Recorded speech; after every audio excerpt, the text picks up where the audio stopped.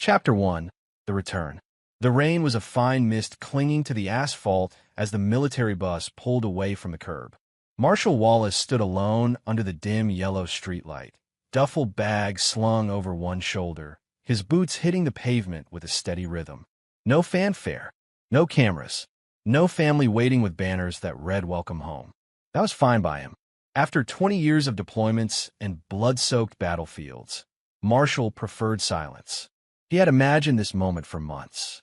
Walking through his front door unannounced, scooping his 4-year-old daughter Grace in his arms, and watching Candace's face light up in shock and joy.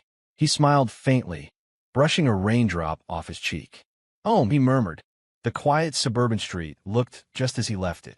Same trimmed hedges, same cracked driveway, same porch swing Candace insisted on buying though no one ever used it. His boots echoed as he walked up the path. The windows were dark. Maybe they were asleep. Perfect. The surprise would be sweeter. He slid his key into the lock. The door creaked. The smell hit him first, stale cigarette smoke, sour alcohol, something rotten under it. That wasn't right. Candace kept the place spotless, always spraying lemon-scented cleaner until the air stung. He dropped his duffel quietly by the entryway. "Candace," he called softly, a grin tugging at his mouth. "Grace? Daddy's home." No answer. Only the hum of the refrigerator. His senses sharpened. The soldier in him stirred. He moved silently down the hallway, scanning, listening. A faint sound reached his ears, shuffling, scraping, like something dragging across the floor. Then he heard it. A whimper. "Daddy." Marshal froze. His heart stopped. That was Grace. His daughter's voice, but frail, cracked, more like a ghost than a child. He turned the corner into the living room. Grace was crawling. His 4-year-old girl, wearing a ripped nightgown, was dragging herself across the carpet, her small knees scraping raw. She looked up at him, eyes wide with terror and disbelief. Her little face was streaked with tears and grime. "Daddy," she whispered again, collapsing on her side. Marshal dropped to his knees, so fast it hurt. "Grace!" "Baby girl, oh God." He scooped her into his arms, pulling her close. She was trembling, her body hot with fever, skin marred with bruises. That's when he saw her hand. 3 fingers. Gone. The stubs were bandaged with dirty cloth, soaked through with dried blood. Marshall's chest hollowed out. He couldn't breathe. "Jesus Christ. Who did this to you?" His voice cracked, a sound he'd never heard himself make before. Grace buried her face into his uniform. Her tiny shoulders shook. He held her tighter, rocking her instinctively. "Sure, Daddy's here now. Daddy's here. Nobody's gonna hurt you again. You're safe, Grace. You're safe with me." Her small hand fumbled at his collar, gripping the fabric like she feared he would vanish if she let go. Marshall's training screamed at him to assess. Shock, blood loss, infection. But the father in him could only see the horror carved into his baby girl's body. He kissed the top of her matted hair. "Where's Mommy, huh? Where's Mommy right now?" Grace whimpered, her lips quivering. "Tell me, sweetheart, did Mommy see what happened to your hand?" Her eyes, God, her eyes looked older than 4. Shattered. She nodded slowly, almost imperceptibly. Marshall's jaw tightened until his teeth ached. "Who?" he asked softly, deadly calm now. "Who did this to my little girl?" Grace hesitated. She was shaking so hard he had to hold her steady. "Grace," he whispered, voice breaking, "it's Daddy.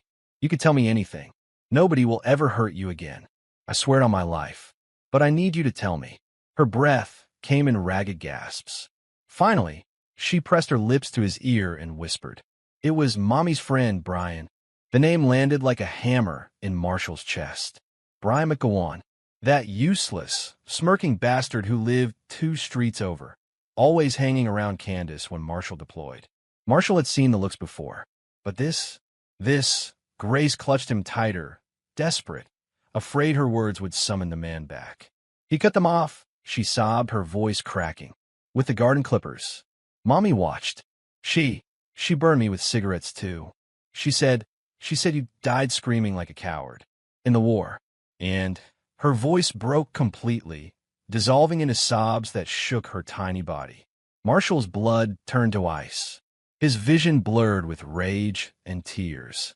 His daughter's mutilated hand trembled against his chest. Candace, Brian. They told his baby girl he died a coward. They cut off her fingers. They burned her. They broke her. Marshall's arms tightened around Grace, his mind burning with one single, unshakable truth. Nobody hurts my daughter in lives. And in that moment, everything inside him changed. Chapter 2, The Oath. Marshall sat on the floor of the living room, his back pressed against the wall, his arms wrapped around Grace like a shield. She clung to him, her breath hitching against his chest, every sob cutting him deeper than any battlefield wound. His eyes kept drifting back to her mutilated hand. The dirty bandages, the infection threatening to spread, the trembling way she tried to hide it behind her small body as though ashamed. He wanted to rage, to break everything in this house, but he forced it down. A soldier never lets emotion rule him in the fight. But this wasn't a fight. This was his little girl. Grace, he whispered, brushing a strand of filthy hair from her forehead. Listen to me, baby. Look at Daddy. She lifted her eyes, swollen red from crying. Nobody, Marshall said, his voice steady now, the kind of voice that carried weight in war zones. Nobody hurts my daughter and lives to tell about it. Do you understand me? You're safe now. I swear to you, on my soul, you'll never be alone again. She clung tighter, burying her face in his chest. Marshall's phone was still in his duffel. He shifted Grace carefully into one arm, like he'd carried wounded men from the battlefield, and grabbed the bag. He found a phone and hit the one number he trusted more than any. The call rang twice. A gravelly voice answered. If this ain't a damn telemarketer, it better be important. Alex, Marshall said. There was a pause, then a bark of disbelief. Marshall? You son of a gun. You're supposed to be overseas. They said, I know what they said. Marshall cut him off. His tone was sharp, lethal. I'm back, and I need you.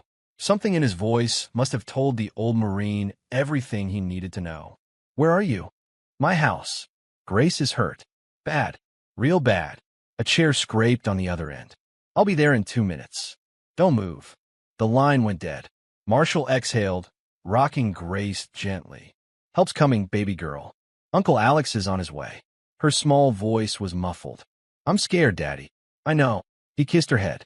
But you don't have to be scared anymore. Daddy's got you. Daddy's not going anywhere. Moments later, the front door burst open without a knock. A hulking figure filled the frame. Alex Sims, 63 years old, retired Marine gunnery sergeant, and every bit as dangerous as he'd been in uniform. His salt and pepper beard bristled. His eyes narrowed as they landed on Grace in Marshall's arms. Christ almighty, Alex muttered. He crossed the room in 3 strides, crouching beside them. What the hell happened to her? Candace's boyfriend, Marshall said, his tone like steel. Brian McGowan cut off her fingers, burned her, and Candace stood there and let it happen. Alex's jaw flexed, his fists balling. I'll kill the son of... Not yet, Marshall snapped, his ranger discipline locking down his fury. Killing him outright is too easy. He'll pay. They both will. But first I need to know Grace is safe. Alex's gaze softened as he reached out, gently touching Grace's uninjured hand. Hey, sweetheart. It's Uncle Alex. You remember me?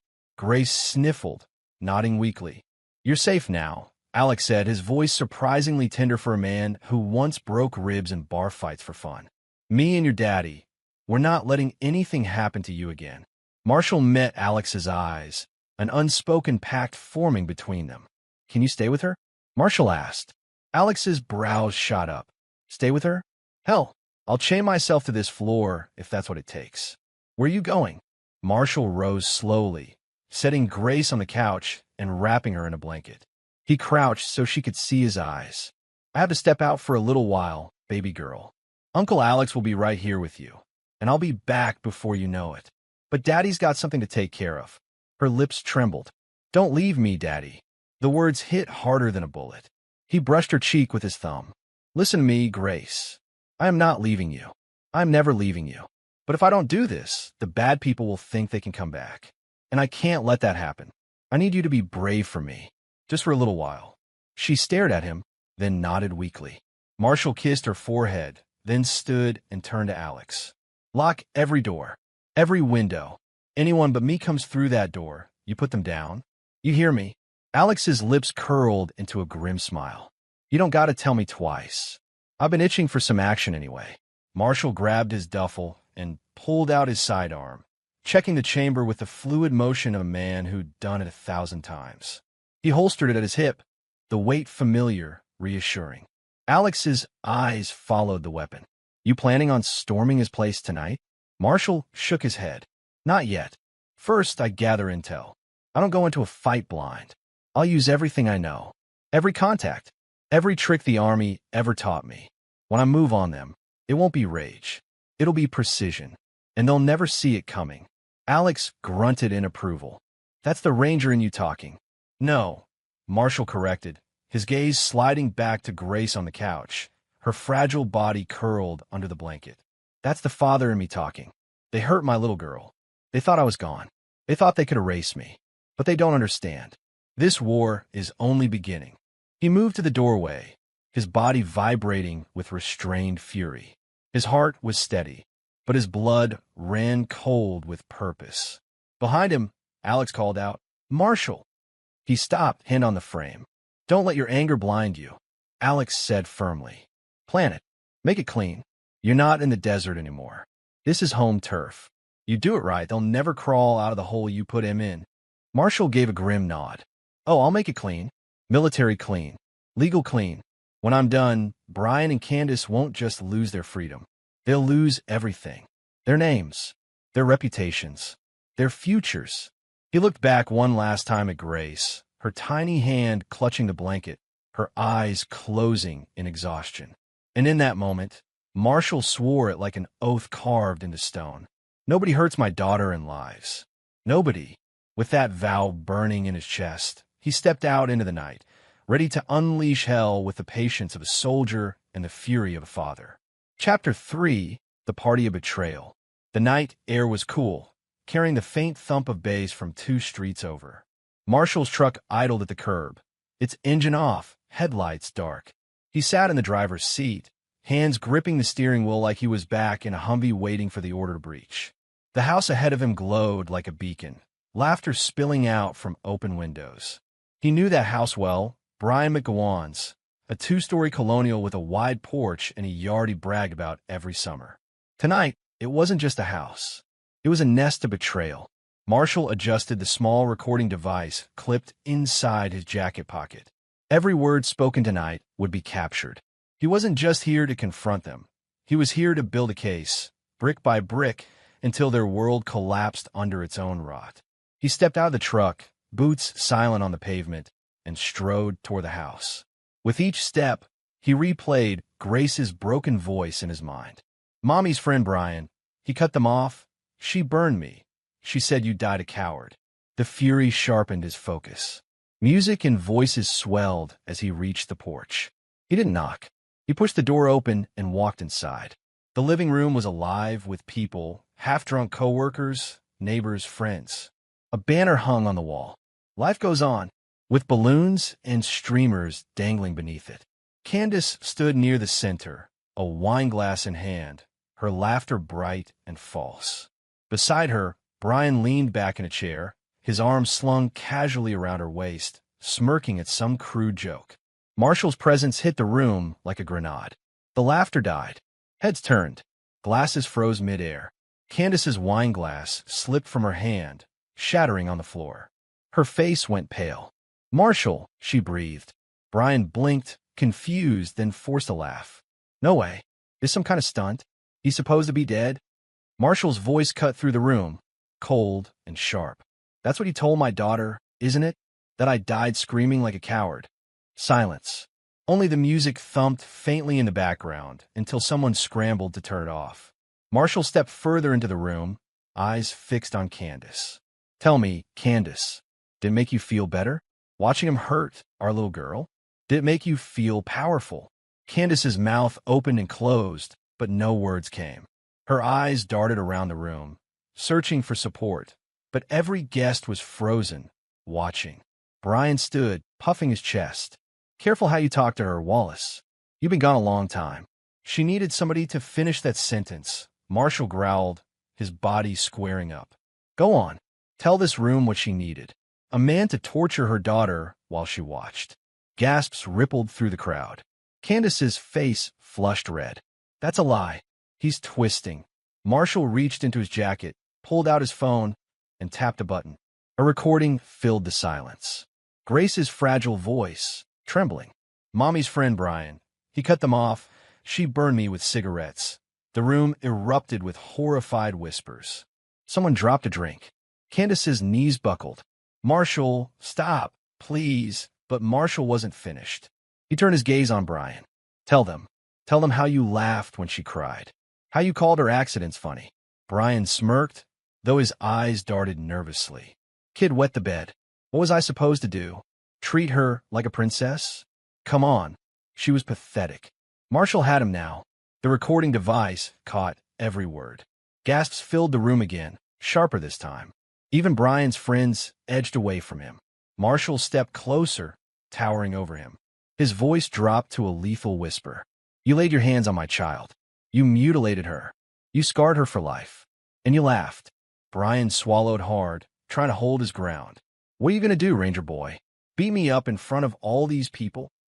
Marshall leaned in, his face inches from Brian's. No, I'm going to destroy you. Piece by piece. You're finished in this town. Your job, your reputation, your freedom gone. You won't be able to buy a cup of coffee without someone spitting in it. He turned to the crowd, raising his voice. Every one of you here is a witness. You heard the confession. You saw the truth. You know what they did to Grace. All eyes shifted to Candace, who was trembling, her mascara streaking down her face. Marshall, please, she whispered, reaching a hand toward him. He recoiled like her touch was poison. Don't you dare speak my name. You lost that right the second you stood by and let him hurt our daughter. Candace's lip quivered. I didn't. You watched, Marshall roared, his voice cracking the air like a whip. You watched him do it. You let him. That makes you just as guilty. The room was dead quiet again. Nobody moved. Nobody spoke. Marshall turned back to Brian, his eyes like cold steel. You have two choices, Brian. You disappear, leave this town, leave this state, never come within 100 miles of my daughter again. Or, he leaned in close, his words low but carrying across the silent room. Or I bring destruction down on you so complete, you'll wish you'd never been born. Brian sneered, but sweat dripped down his temple. Marshall pulled back, straightened, and looked at the crowd one last time. This isn't over. But tonight, you've all seen what they are. Remember it. He tapped his jacket where the recorder sat, ensuring everyone saw the gesture. The message was clear. The evidence was secure, and the reckoning had only begun. Marshall's voice was flat as granite as he delivered the final words. Exile or destruction. Choose wisely. And with that, he turned and walked out of the stunned, silent house, leaving Candace and Brian to drown in the wreckage of their own betrayal. Chapter 4. War on Paper. The hospital lights were harsh, sterile, almost too clean compared to the filth that had been done to Grace. Marshall sat in the pediatric wing, his daughter's tiny fingers wrapped around his thumb, her body lying limp on the bed as doctors and nurses moved in and out like a military unit on high alert. Multiple fractures, one doctor muttered, examining x-rays clipped to a light board. Some old, some healing wrong. These didn't happen by accident. Marshall sat rigid in the chair, his jaw locked. He forced himself to listen, to catalog every detail. Another nurse lifted Grace's nightgown, revealing burns dotted across her back. Perfect round marks. Cigarettes. Second-degree burns, consistent with systematic abuse, the nurse said softly, anger hidden under her professional tone. Marshall closed his eyes. He'd seen men tortured in war zones, the handiwork of terrorists and warlords. Never had he imagined his daughter would carry the same scars. He stood abruptly. Write everything down. Every injury, every scar, every mark. I want a full report, photographs, statements. Don't leave out a single detail. The doctor nodded. Mr. Wallace, we'll compile everything. But this isn't just a medical case. You need law enforcement involved immediately. Marshall's voice was steel. They'll be involved. Trust me. 2 hours later, Marshall sat across from Major Ellen Ramirez, a military lawyer who had worked with the Judge Advocate General's Corps for 15 years. Her office was stacked with case files, commendations, and framed photos of soldiers she defended. She leaned forward, her eyes sharp. "I've read the medical reports, seen the photos. This isn't neglect, it's systematic torture. We're not talking about a custody battle anymore. This is federal-level abuse." Marshall slid the small recorder across her desk. "And that's Brian confessing. Candace trying to deny, but then choking on her guilt. It's all there." Ramirez hit play. Brian's smug voice filled the office. "Kid wet the bed. What was I supposed to do? Treat her like a princess?" She was pathetic. Ramirez's lips pressed into a thin line. That alone could bury him. Combined with the medical evidence, he won't walk away from this. Marshall's gaze was ice. And Candace? She loses custody permanently. No judge in America will grant her rights after this. We'll file for emergency suspension immediately. That evening, Marshall sat with FBI Special Agent Daniel Heller in a cramped conference room downtown. Heller was mid-40s, sharp suit, thinning hair, and the kind of weary look men got after years of chasing human monsters. "You're telling me," Heller said slowly, tapping the case file, "that your wife's boyfriend crossed state lines with your daughter during some of these incidents? Took her to his brother's property in Georgia?" Marshall nodded once. "Grace told me through sobs, and I traced gas charges on Candace's joint account. Weekends they said they were at her mother's. They were across state lines." Heller leaned back. "That's it then. Federal jurisdiction. He's not just facing local charges. We're talking kidnapping enhancements, aggravated child abuse, conspiracy. 8 to 12 years minimum, probably more." Marshall's jaw clenched. It wasn't enough. No sentence could undo what they'd done. But it was a start. "Make it stick," he said flatly. "Oh, it'll stick," Heller replied. "We'll wrap this case so tight they won't even dream of parole hearings." 2 days later, Marshall stood in family court. Candace sat across the aisle, makeup caked on, hands shaking as she clutched a tissue. Brian wasn't present. He was already in a holding cell, arrested at his office in front of stunned coworkers. The judge, a stern woman with silver hair, flipped through the files in front of her. She had the photos, the medical reports, the recordings. "Mrs. Wallace," the judge said, her tone razor sharp, "you were present while this abuse occurred?" Candace's lips quivered. I didn't stop it, but answer the question," the judge snapped. Candace broke down. "Yes, I was there," the courtroom murmured. Marshall didn't move. He sat with his hands folded, eyes forward, rage pressed deep into his chest. The judge turned to him. "Mr. Wallace, you are hereby granted full legal and physical custody of your daughter, Grace Wallace. Effective immediately, Candace Wallace is stripped of all parental rights. No visitation, no contact. This court finds her complicit in the systematic abuse of her child." Candace sobbed, reaching out as though Marshall might soften. "Marshall, please." He didn't look at her. He only rose, collected the paperwork, and nodded once. The judge's gavel cracked. Court adjourned. Outside the courthouse, reporters swarmed.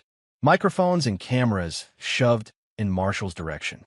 "Mr. Wallace, how does it feel to know your wife and her lover were abusing your daughter while you were deployed?" Marshall's eyes flashed.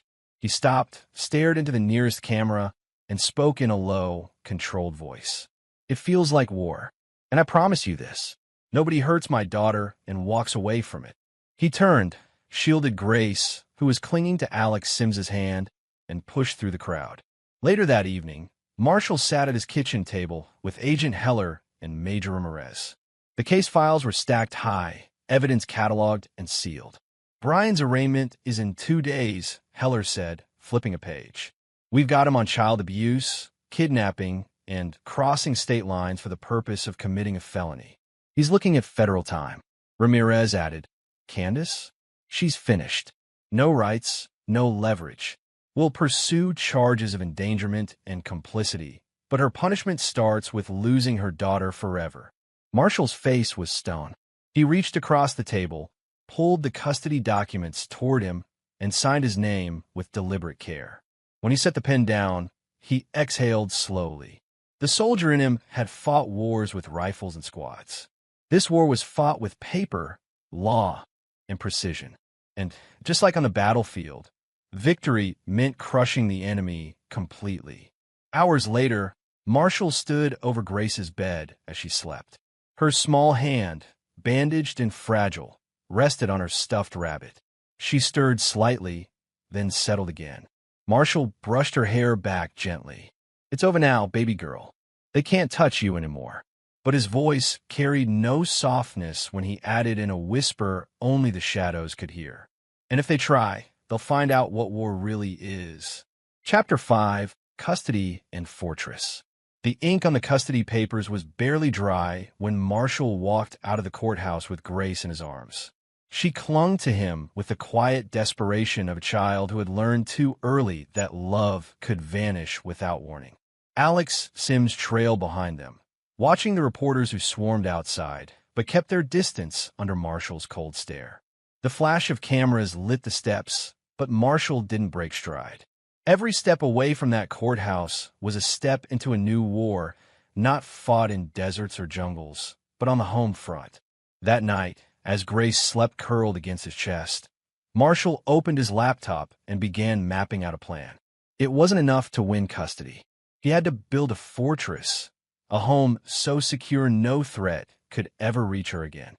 2 weeks later, Marshall closed on a modest house tucked deep in the North Carolina hills. A white farmhouse with peeling paint, a wide porch, and enough land around it to make approaching unseen impossible. To most, it looked quiet, almost forgotten. To Marshall, it was perfect. Grace toddled through the empty rooms, her bare feet padding on hardwood floors. She stopped in what would become her bedroom, gazing at the wide window. "Daddy," she whispered, "no bad people can come here, right?" Marshall crouched down beside her. "Not here, baby girl. Not ever again. This house is ours, and I'll make it stronger than Fort Bragg itself." She giggled faintly at the joke, though her eyes still carried shadows. Within days, the property became a construction zone. Marshall called in favors from old Army buddies, men who owed him their lives, men who trusted him without question. First came Hank Bulldog Mercer, a wiry former combat engineer who unloaded crates of reinforced locks, ballistic film for windows, and steel bars disguised as decorative shutters. "Perimeter first," Hank said, sketching diagrams on the porch railing. "Motion sensors, cameras, reinforced doors. We'll make it so a mouse couldn't cross the lawn without you knowing." Then came Luis Ortega, a communications specialist, lugging cases of equipment. "I'm setting up a private server," he said, stringing cables with military precision. "Encrypted feeds, 24/7 monitoring. You'll see every angle of this place from your phone. Hell, I'll put a drone in the air if you want." Finally, Jack O'Neill, an ex-sniper with a quiet demeanor, arrived with a truckload of fencing and tactical gear. "I'll help with Overwatch," he said simply. "Teach you sightlines, fallback positions. If trouble comes, you'll have choke points ready." By the end of the month, the farmhouse had transformed. The white picket charm remained on the surface, but underneath, it was a fortress. Hidden cameras in birdhouses, reinforced doors disguised as antique wood, and a panic room disguised as a basement storage closet. Marshall stood in the yard one evening, arms crossed, watching the final camera feed light up on his tablet. He nodded in satisfaction. "This isn't just a house," he murmured. "This is a stronghold." Grace, meanwhile, faced her own battle. At the children's hospital, Marshall sat beside her as doctors fitted her with a lightweight prosthetic for her missing fingers. Grace stared at it nervously, her bottom lip trembling. "It looks funny," she whispered. Marshall squeezed her shoulder gently. "It looks strong, like a hero's hand. You know what I see when I look at it?" She peeked up at him, eyes wide. "What?" "I see courage. I see my little girl who's tougher than anyone I've ever met. Stronger than Daddy. Stronger than all the Rangers I served with." A shy smile crept across her face. She lifted the prosthetic hand and flexed the fingers. The joints clicked softly, the metal gleaming in the hospital light. "Like Iron Man?" she asked. Marshall chuckled, brushing a tear from his eye before she could see. "Exactly like Iron Man. Therapy was harder." Grace sat cross-legged in a circle of toys at the Child Trauma Center. Her therapist, Dr. Elaine Porter, knelt nearby, her voice calm, inviting. "Grace, do you want to tell me about the nightmares?" Grace shook her head, eyes darting toward Marshall sitting just outside the circle. Dr. Porter smiled gently. "It's okay. You don't have to use words. You can draw." She slid a box of crayons across the floor. Grace hesitated, then picked a black crayon. Slowly, shakily, she drew a stick figure holding something sharp. Another figure, smaller, with red lines on the hand. Marshall's chest ached. He wanted to scoop her up, to erase every memory, but he forced himself to sit still. This was part of the healing. His battlefield instincts had no place here. Later, in Dr. Porter's office, she leveled with him. Grace is resilient, but she needs consistency, a safe environment, and she needs you not just as her protector, but as her father. Marshall nodded. "I can be both." Dr. Porter studied him for a long moment. "Then she has a chance." At night, when the house was quiet, Marshall often stood watch at the window, scanning the perimeter. The cameras fed to his phone, green lights blinking in the dark. He no longer wore his combat uniform, but every movement, every breath carried the discipline of a soldier on patrol. Behind him, Grace would stir and whisper, "Daddy." He'd turn, smile, and crawl into bed beside her. "Go back to sleep, baby girl. I'm right here." And she would, slowly, hesitantly, but with growing trust. One evening, as the sun dipped behind the mountains, Alex Sims visited. He leaned on the porch rail, sipping a beer, watching Grace chase fireflies in the yard with her new prosthetic glinting in the fading light. "You've turned this place into Fort Knox," Alex muttered with a half-smile. Marshall shrugged. "It's what she needs." Alex studied him. "And what about what you need?" Marshall didn't answer right away. His eyes stayed on Grace, her laughter ringing across the yard, fragile but real. Finally, he said, "What I need is simple. For her to laugh again. For her to sleep without fear. For her to grow up knowing she's safe. Everything else is noise." Alex nodded slowly. "Then you found your new mission." Marshall's gaze hardened. "Not a mission, Alex. A war. I'm done being just a soldier. Now I'm something else. A father warrior." The words settled into the evening air, heavier than the fading light. Grace twirled in the grass, her laughter carrying like a promise of what could still be rebuilt. Marshall's grip tightened on the porch railing. His house was fortified, his allies loyal, his daughter healing inch by inch. The battlefields of his past had forged him into a soldier. But here, in this house, with Grace's fragile trust in his hands, Marshall became something stronger, something permanent. Chapter 6, Ghost Return. The years passed, but Marshall Wallace never allowed himself to grow complacent. His farmhouse stronghold became more than just a home. It became a bastion of safety where Grace learned to live again. By the time she reached 12, she could laugh without flinching, sleep without night terrors, and run across the yard with her prosthetic hand flashing like a badge of courage. But Marshall knew peace was fragile. He'd spent too many years in combat zones to believe safety was permanent. War always found its way back, and one gray October morning, it did. Brian Lowell was released from prison 5 years earlier than scheduled. The news reached Marshall in the form of a single text from Hank Mercer, his old engineer buddy who still had contacts in federal systems. "Hank, he's out. Early release. Good behavior. Watch your 6. Marshall read the words in silence, his jaw tightening. He stood at the kitchen window, watching Grace rake leaves into a pile beneath the oak tree. She was humming, carefree. He wouldn't let her innocence be stolen again. He thumbed a reply. "Marshall, already ready." 2 weeks later, the second shadow reappeared. Candace. Marshall caught sight of her first through his surveillance feed. The grainy footage showed her standing outside the county courthouse beside Brian, their heads bent close, whispering like conspirators.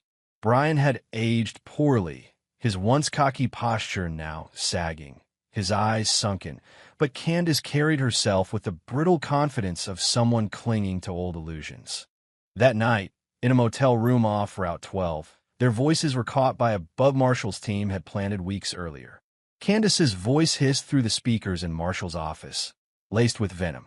He stole everything from us. Grace should have been mine. My daughter. He poisoned her against me. Brian chuckled darkly.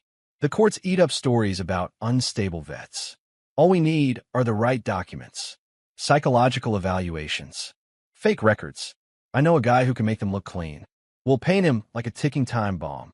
And once the judge believes it, Candace added, her voice trembling with twisted anticipation, we get Grace back.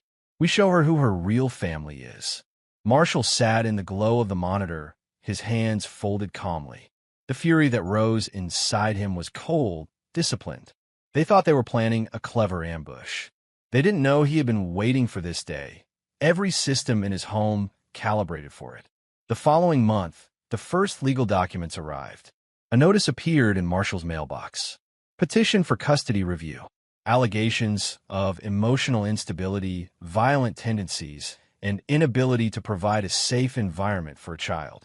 Alex Sims was sitting on the porch when Marshall handed him the envelope. The old Marine squinted, then barked a bitter laugh.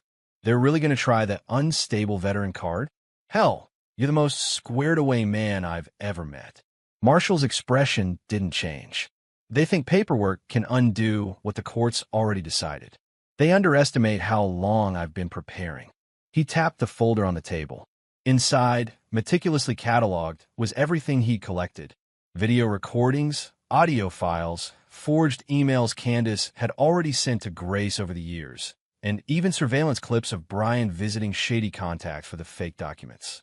Grace, now older and wiser, overheard the conversation. She stepped onto the porch, her prosthetic hand clutching a notebook she had been doodling in. Daddy, are they trying to take me away again? Marshall crouched in front of her, resting his large hands on her shoulders. They'll try, sweetheart. But listen to me carefully, they can't win. Not against the truth. Not against us. Her eyes watered, but she nodded firmly. I trust you. The custody hearing was scheduled for early spring. On the day Brian and Candace made their first official move, they walked into the courthouse with smug expressions, clutching folders thick with forged records. Brian's suit was ill-fitted, Candace's makeup heavy, both wearing the masks of people who believed they had already won.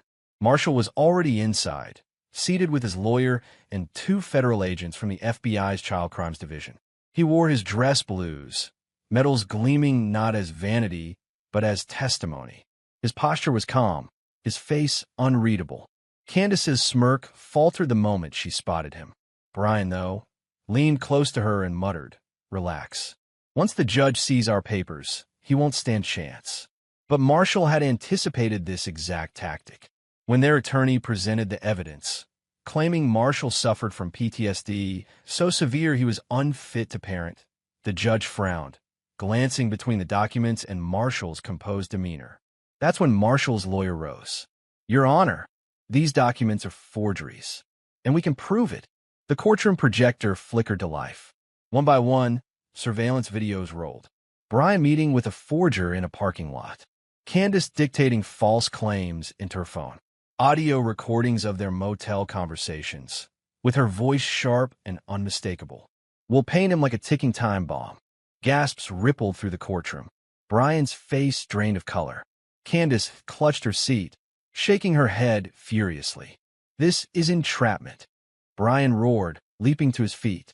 No, the FBI agent said coolly from the front row. This is evidence. Months of it. The judge slammed his gavel, ordering silence. Marshall didn't move. His gaze locked on Brian and Candace with the same steady intensity he once held in combat. This wasn't rage. This was the satisfaction of a soldier who had anticipated the enemy's move before they even knew they would make it. That night, back at the farmhouse, Marshall stood on the porch as the crickets sang in the fields. Grace leaned against him, her head on his arm. They tried, Daddy. Yes, they did, he said softly. But they lost. He kissed the crown of her head. They'll always lose. Because we're ready. Because nobody, and I mean nobody, hurts my daughter and gets away with it. The surveillance monitors inside hummed quietly, their feeds recording, their silent watch unbroken. The war had come knocking again. And just as he'd promised, Marshall had been waiting. Chapter 7, The Trap. Marshall had learned long ago that wars weren't always won with bullets. Some were won with patience, foresight, and the quiet laying of snares. This war, the one for his daughter's future, required every ounce of discipline he had. Brian and Candace thought they were clever. They believed a few forged records, some whispered allegations, and a court petition would unravel years of truth.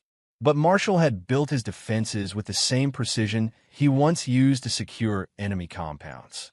Every camera, every recording, every witness statement, all positioned like tripwires waiting to snap. And now the trap was ready to spring. The meeting with the FBI took place in a nondescript federal building 2 towns over. Marshall walked in wearing jeans and a dark jacket, carrying a plain briefcase. Beside him was Alex Sims, his old Marine neighbor, and Hank Mercer, the engineer buddy who had tipped him about Brian's early release. Inside the conference room, Special Agent Selena Harlow sat with a stack of files.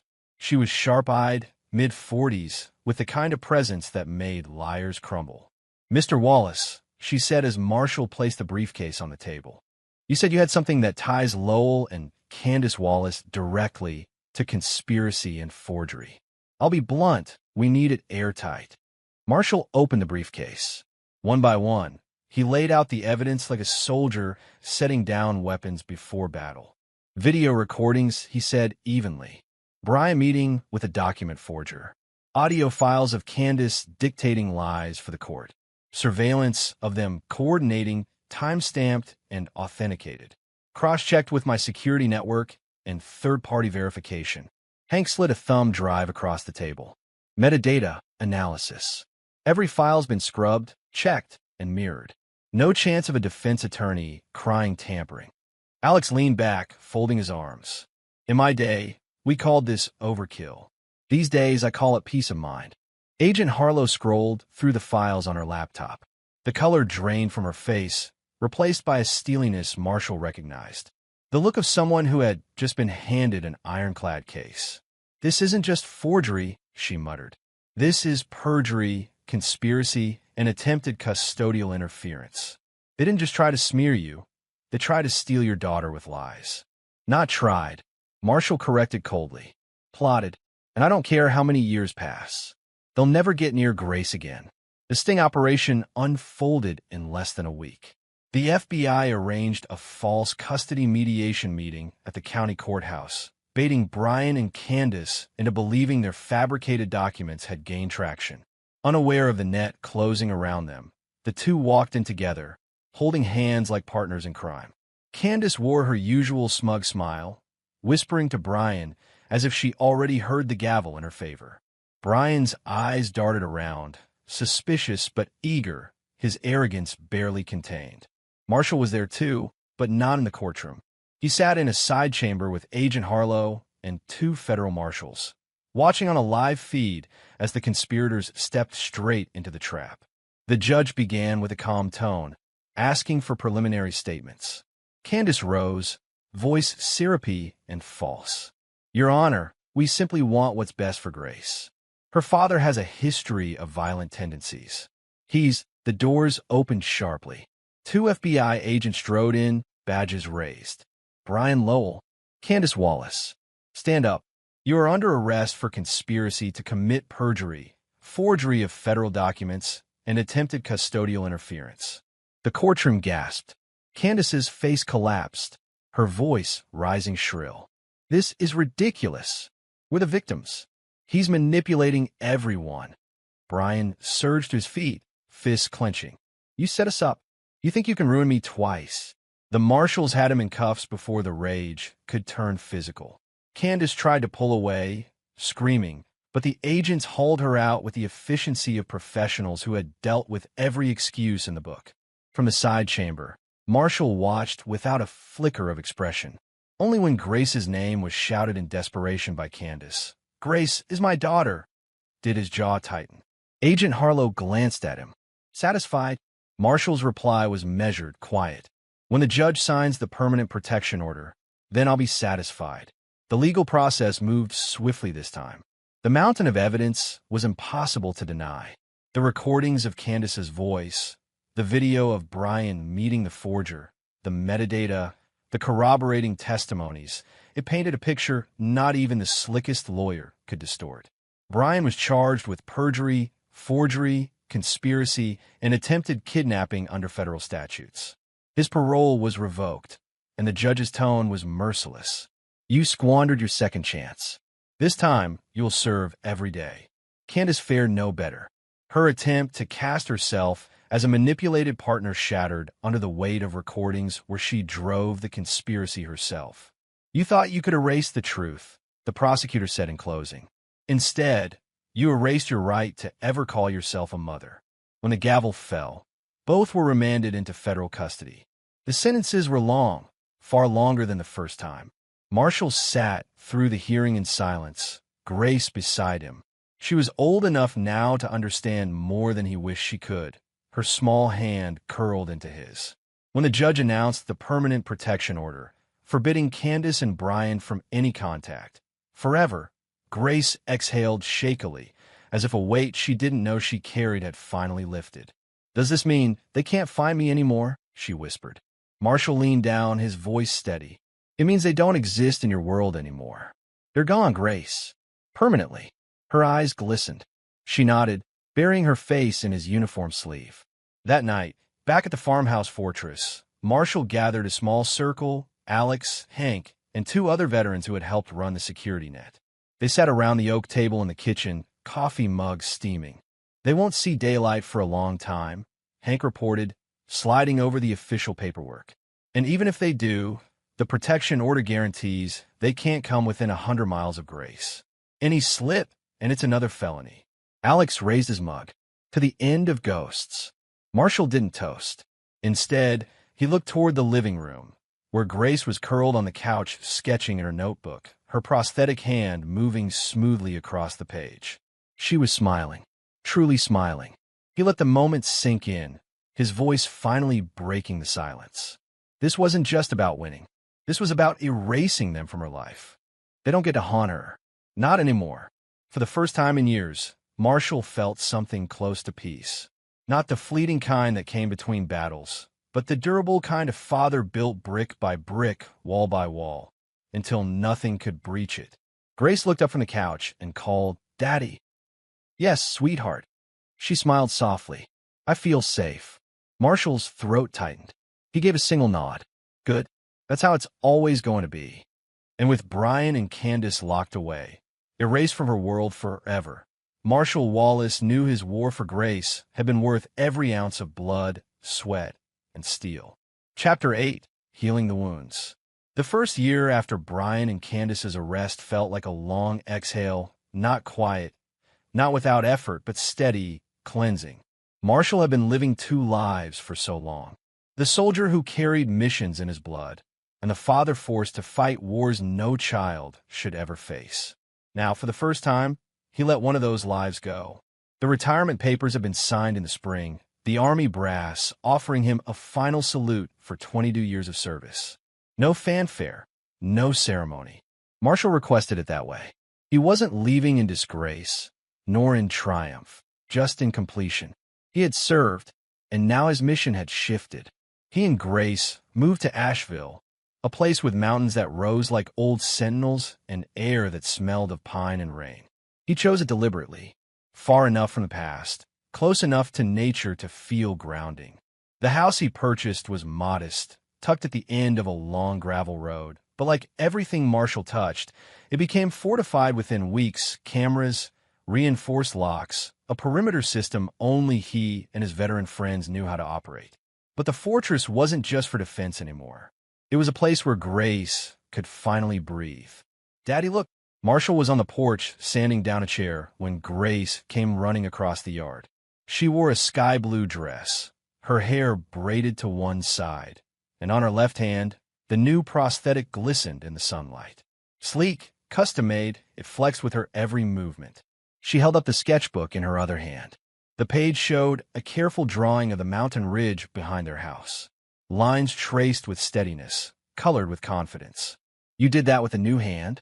Marshall asked, standing to take a closer look. Grace nodded proudly. Dr. Patel said it would take me months to get used to this grip. But I practiced. See, she flexed the prosthetic fingers, then twirled the pencil between them. Marshall chuckled low in his throat. Guess she didn't know who she was dealing with. Grace grinned, leaning against him. I get that from you, you know. His arms slipped protectively around her shoulders. No, sweetheart. You get that from yourself. Don't let anyone tell you different. Therapy sessions became their new routine. Twice a week, they drove into town where Grace met with Dr. Hannah Miller, a child trauma specialist who somehow balanced gentleness with unflinching honesty. Marshall always waited outside during the sessions, pacing or drinking black coffee in the lobby. One afternoon, as Grace came out smiling, Dr. Miller stopped Marshall. She's doing better than most kids I've seen in her situation, the therapist said quietly. She's strong, but it's not just her. It's you. She trusts you completely, and that trust is what's helping her rebuild. Marshall nodded, throat tight. That's the only mission I have now. Dr. Miller studied him a moment. Then make sure you also rebuild yourself. Soldiers sometimes forget they need healing too. He didn't answer, but the words followed him home. Evenings in Asheville looked different than they had anywhere else. No gun oil to clean from his hands, no tactical maps spread across a table. Instead, Marshall cooked simple meals at first, then more elaborate dishes as Grace grew bolder in helping. One night, they burned the chicken so badly smoke filled the kitchen, and Grace laughed until tears rolled down her cheeks. This is a disaster, she gasped, waving a dish towel at the smoke alarm. Marshall fanned the air with a pan lid, grinning. Soldiers' rations were worse. You'll survive. Pizza delivery, she suggested. Pizza delivery. They ate cross-legged on the living room floor, greasy boxes between them, the kind of moment so ordinary it felt sacred. Marshall also began writing, not in a journal, but in letters. Some were to Grace, sealed in envelopes for her to open years later. Others were to fallen comrades, words he'd never spoken out loud. Writing forced him to slow down, to look at scars without pretending they weren't there. One night, Grace found him on the porch with a half-finished letter. Is that for me? She asked. Marshall folded the paper gently. Someday, when you're older. She tilted her head. You don't have to wait to tell me things. I'm tougher than you think. He met her eyes, those same clear eyes that had seen too much already. Slowly, he nodded. Yeah, you are. Seasons shifted, each one marking progress in ways neither of them had expected. In the summer, Grace joined an adaptive sports program, learning how to kayak with her prosthetic. Marshall stood on the dock, watching as she paddled with determination, water sparkling around her. In the fall, they hiked the mountain trails, Grace insisting she could keep up. At one steep ridge, she slipped slightly, and Marshall caught her arm. Got you, he said. She pulled free, stubborn but smiling. I know. You always do. By winter, their house was filled with warmth, not just from the fireplace, but from the rhythm of a home finally healing. Grace decorated a Christmas tree with ornaments she made herself, each one a symbol of resilience. Stars, mountains, and even a little paper soldier. When she placed it at the very top, she looked at him. That one's you. Always watching, always protecting. Marshall swallowed hard, pulling her into a hug. The bond between father and daughter grew deeper than either had imagined possible. One spring morning, on the anniversary of their move, Grace surprised him with a small wrapped box. What's this? He asked, puzzled. Open it, she urged. Inside was a keychain, a small metal tag engraved with the words Protector and Dad. Marshall turned it over in his hands, his chest tightening. Where'd you get this? I made it in shop class, she said, beaming. Because that's who you are, not just a soldier. My protector, my dad. For a moment, he couldn't speak.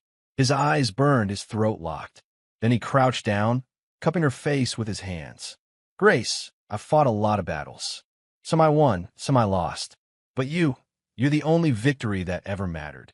She hugged him fiercely, and he knew then that no medal, no rank, no uniform could ever match the honor of those words. Asheville gave them space not just to survive, but to live. The mountains stood eternal. The forests whispered quiet strength, and the home they built together became more than a fortress. It became a sanctuary. Marshall still woke sometimes in the night, instincts on edge, the ghost of war tugging at him. But when he looked across the hall and saw Grace sleeping peacefully, her prosthetic resting on the nightstand, the tension eased. He no longer needed to be a soldier. Not here. Not anymore. Grace had healed, was healing still, and so was he. Piece by piece, laughter by laughter, sketch by sketch, they rebuilt each other. On the porch one evening, the sun setting behind the ridges, Grace leaned against him and sighed contentedly. "This feels like home," she whispered. Marshall kissed the top of her head. "That's because it is, sweetheart. And as long as I'm here, it always will be." And in that moment, Marshall Wallace, once a warrior forged in battles overseas, now a father forged in love, found peace not in the uniform he had shed, but in the role he had finally embraced fully. Protector and dad. Chapter 9. The Final End. The phone rang late in the afternoon, cutting sharply through the quiet hum of Marshall Wallace's Asheville home. He was in the workshop, tightening a joint on Grace's prosthetic hand, her laughter echoing softly from the living room as she sketched designs for a new bike. "Marshall Wallace," he said, voice calm but alert, as if expecting bad news. "Sir, this is Special Agent Heller," the voice said on the other end, crisp and professional. "I've got updates on your former adversaries."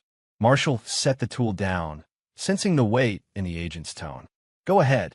Brian Lowell, Heller began, was attacked in prison last night. Witness reports indicate a violent assault. He's dead. Cause of death appears to be blunt force trauma, likely from another inmate. Marshall didn't flinch outwardly. His hands remained steady, resting on the workbench, but his chest tightened. Years of threats, plotting, and close calls flashed through his mind. Brian's life had been a hazard from the start. Now it was over, violently, as violent as he deserved. "Any link to Candace?" Marshall asked evenly. "None," Heller replied. "She's been trying to leverage media attention, claiming you somehow orchestrated it. Local outlets are pushing it, but it's falling flat. Her claims lack credibility." Marshall exhaled, a slow, controlled breath. "Good. That's the last thing we need, distractions." Meanwhile, Candace had already begun her predictable spiral. She appeared on small news networks, her voice trembling, painted with desperation and bitterness. "They've taken everything from me. Marshall, he orchestrated this. My partner is dead because of him," she screamed into the camera, hands shaking, mascara streaking her face. Marshall, sitting quietly in his office with Grace's latest sketches on the desk beside him, didn't react. His gaze remained fixed on the drawings, colorful, innocent, alive.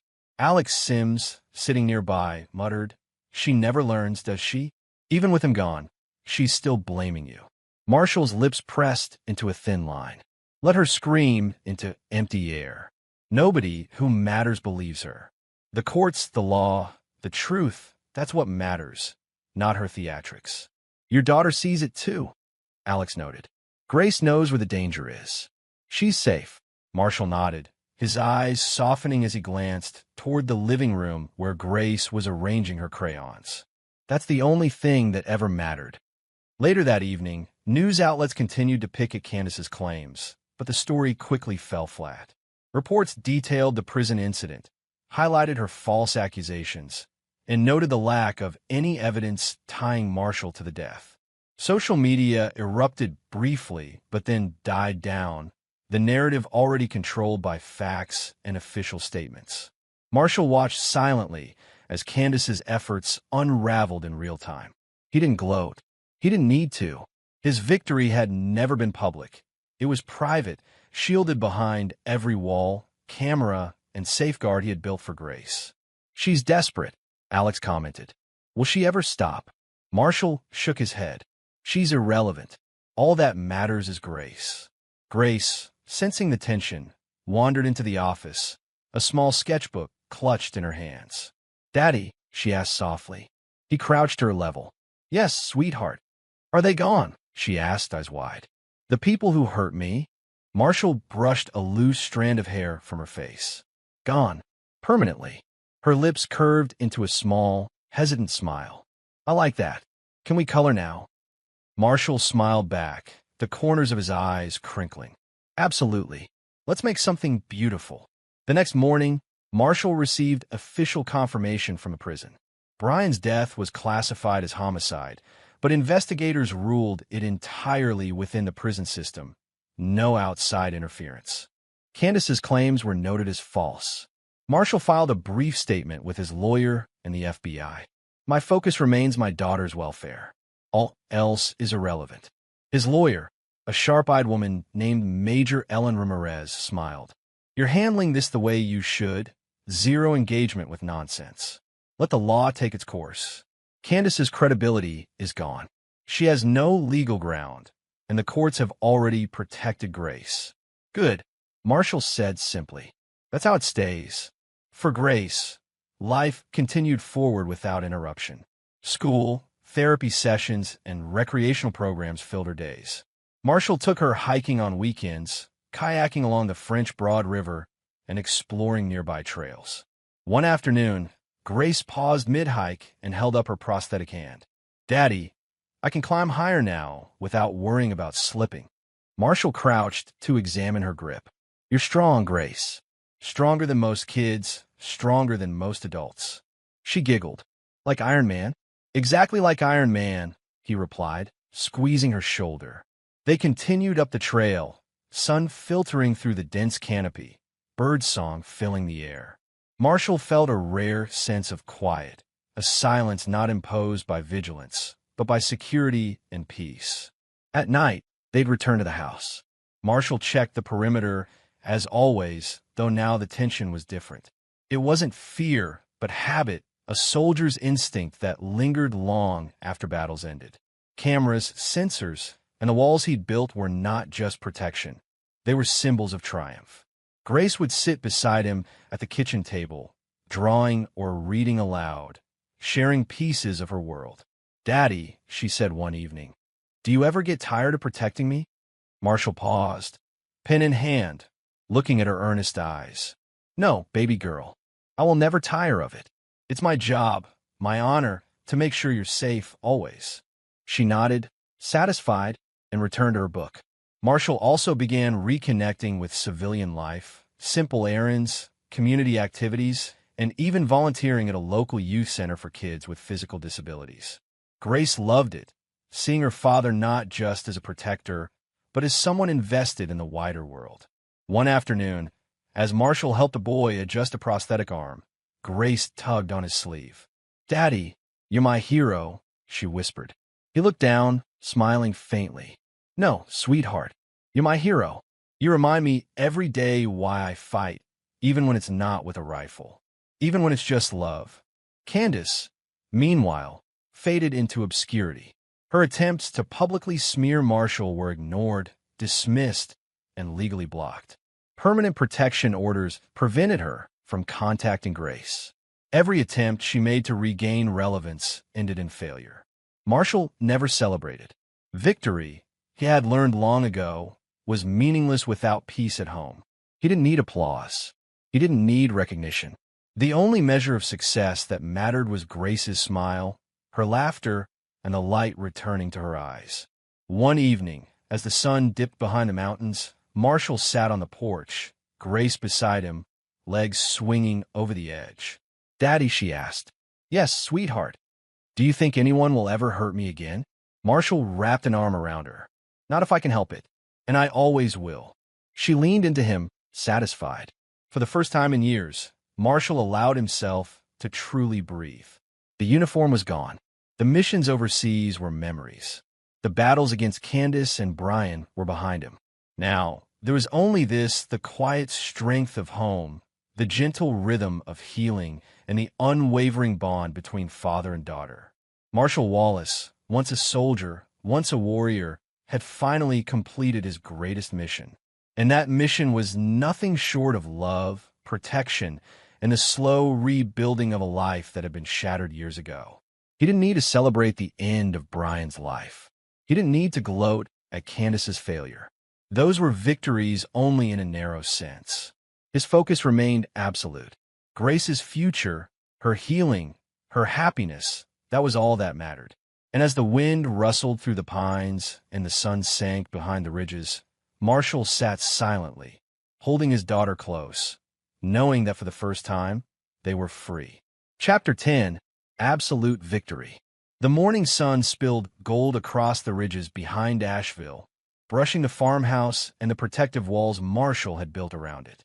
He stood on the porch, coffee steaming in one hand, the other resting on the railing.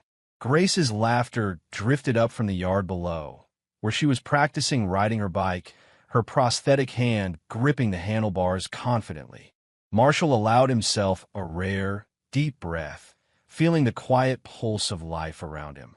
It was the kind of calm a soldier rarely experienced, not the brief lull between battles, but a long, deliberate moment of peace earned through struggle, vigilance, and sheer determination.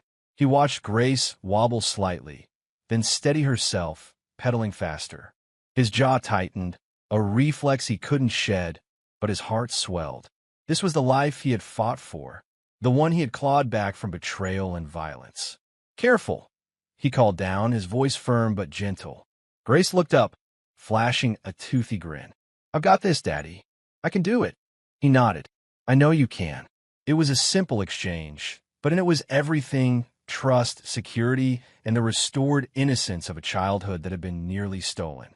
Inside, the house was quiet, the kind of stillness that allowed reflection. Marshall moved through each room slowly, surveying the fortress he had built for Grace and himself. Reinforced doors, hidden cameras, secure networks, all measures to ensure nothing from the past could penetrate their new life. Yet more than the physical safety, it was the emotional walls he had nurtured, the routine of therapy, laughter, and love that truly safeguarded them. He sank into his favorite chair in the living room, leaning back with his hands clasped. For years, his mind had been a battleground.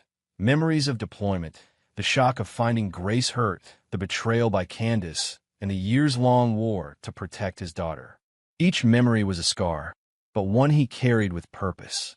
Alex Sims, visiting for the afternoon as he often did, settled into the chair across from him. "You look like you finally caught your breath," he observed. "It's been a long haul." Marshall's eyes, steady and unwavering, met Alex's. "Longer than I thought it would be. But we're here. Grace is safe, and she's thriving." "Thriving is an understatement," Alex said with a small smile. "That kid's stronger than most adults I know, and she's got you as her anchor." Marshall chuckled faintly, sipping his coffee. "I've learned it's not just about being strong. It's about being present, watching, listening, protecting, not with guns or combat, but with everything else I have." Alex raised an eyebrow. "You've always been the kind of guy who does everything at full throttle. Glad to see you're channeling it differently now." "I don't have a choice," Marshall admitted quietly. "Some wars don't end when the fighting stops. Some wars are lifelong." Grace ran inside, cheeks flushed, hair tangled, and eyes shining with excitement. She thrust a folded piece of paper into Marshall's hands. "Look," she said breathlessly, "I wrote a story. It's about a hero protecting a princess from all the monsters." Marshall opened the paper, scanning the words and illustrations. The princess looked remarkably like Grace, armored in color and strength, with a towering figure of a man behind her, unmistakably him. He smiled softly. "This is incredible, Grace. You know what I think?" "What?" "You're writing our story." Her eyes widened. "Really?" "Every word," he said. "Every monster, every victory, every battle. It's our story of survival, of never giving up." She hugged him tightly, her prosthetic hand snug against his chest. "I like our story. I like it when the hero wins." He chuckled, voice low. "The hero always wins. That's the point." Later that afternoon, Marshall walked along the ridge behind the house, Grace skipping beside him. He remembered the long nights after deployment, carrying a child who had been hurt, shaking from fear and pain. The memory of her crawling toward him, mutilated and terrified, still sent shivers through his spine. Yet now, the landscape of memory was tempered by victory, healing, and resilience. "You ever scared?" Grace asked suddenly, breaking the quiet. Marshall looked at her, surprised by the question. "Scared of what?" "Of the bad people. The monsters. The ones who hurt you, or me." He stopped walking, crouching to her level. "Yes, I've been scared. But I also know that fear doesn't define us. Courage does. And protecting each other, That's courage, Grace. Every day you choose to live fully. You're practicing it. She nodded thoughtfully, absorbing the weight of his words. I want to be brave like you, Daddy. You already are, he assured her. Every single day. As evening fell, the sky painted in shades of orange and purple, Marshall and Grace returned inside. Dinner was simple: roasted chicken, vegetables, and rice, but the aroma carried warmth and security. They ate quietly, occasionally exchanging playful comments, their bond strengthened by shared trials and joys alike. Afterward, they sat on the porch, wrapped in blankets, watching the stars emerge. Grace leaned against Marshall's shoulder. "Daddy," she said softly, "will anyone ever hurt me again?" Marshall held her close. "Not if I can help it, and I always will." Her small hand found his, the prosthetic fingers interlacing seamlessly with his own. The weight of her trust was immense, but he carried it willingly, silently promising that no harm would come to her as long as he drew breath. The house was quiet now, save for the soft wind rustling through the trees. Marshall reflected on all they had endured: betrayal, torture, legal battles, surveillance, revenge, and finally peace. Each step had been deliberate, each decision calculated to ensure Grace's safety. And yet, it wasn't vengeance or punishment that ultimately mattered, it was restoration. He thought of Candace and Brian, gone from their lives, irrelevant in every sense but memory. He didn't celebrate their demise. He didn't gloat at their failures or deaths. Those outcomes were secondary to the life he had rebuilt with Grace. He glanced at her sleeping later that night in her bed, prosthetic hand tucked under her chin, breathing steady and peaceful. The smallest of smiles graced his lips. This was victory, absolute. A soldier might fight battles overseas, might earn medals for courage and skill. But Marshall realized that the fiercest battles, those fought for love, family, and protection, were invisible to the world. No one applauded them. No one celebrated them publicly. Yet they were victories nonetheless.